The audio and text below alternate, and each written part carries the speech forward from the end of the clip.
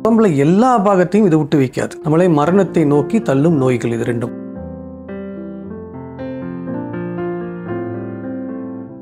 வணக்கம், நான் doctor Arun, Royal care மருத்துவமனையில் சிறப்பு பொது மருத்துவ நிபுணராகவும் நீரிழிவு நோய் சிறப்பு சிகிச்சை நிபுணராகவும் பணிபுரிந்து வருகிறேன்.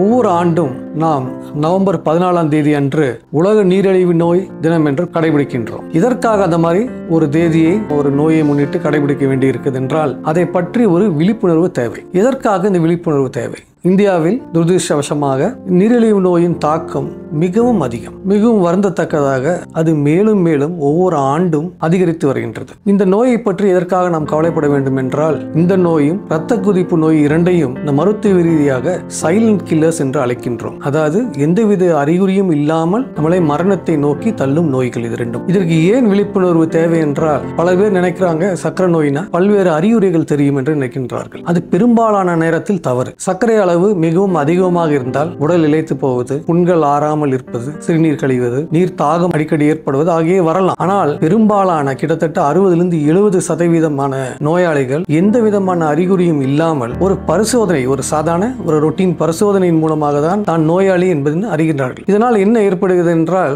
மிகுந்த காலத்துக்கு இந்த நோயின் தாக்கம் நமக்கு இருக்கிறது என்பதை அறியாமல் நோயாளிகள் அவதிப்படுகிறார். அவங்களுக்கு நோய் இருக்கிறது என்று அறியும் போதே அந்த நோயின் சில காம்ப்ளிகேஷன்ஸ் வந்து விடுகிறது.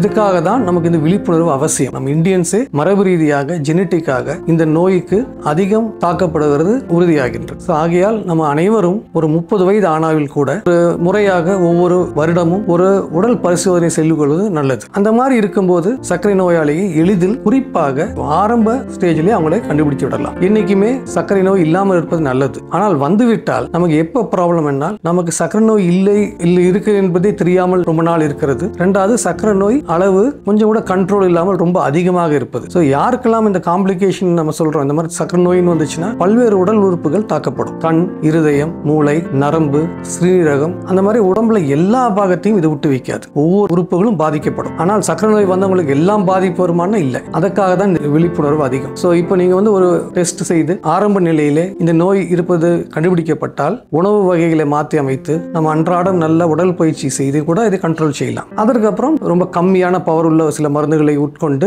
இந்த நோயை எளிதில் ஒரு கண்ட்ரோலில் வைத்துக் கொள்ளலாம். இந்த நோயை எளிதில் கண்ட்ரோலில் வைத்துக் கொண்டால் இந்த காம்ப்ளிகேஷன் சொல்றோம், இந்த உறுப்புகள் பாதிப்பு என்பது மிகவும் அரிது. ஸோ இந்த ஒரு சிறிய சந்திப்பின் மூலம் நான் உங்களுக்கு கேட்டுக்கொள்வது, சர்க்கரை நோய் இந்தியாவில் மிக வேகமாக பரவி வருகிறது. இதை நமக்கு இருக்கிறதா என்பதை அறிவதற்கு வருடத்துக்கு ஒரு முறையாவது இந்த பரிசோதனையை நாம் செய்து கொள்ள வேண்டும். நன்றி.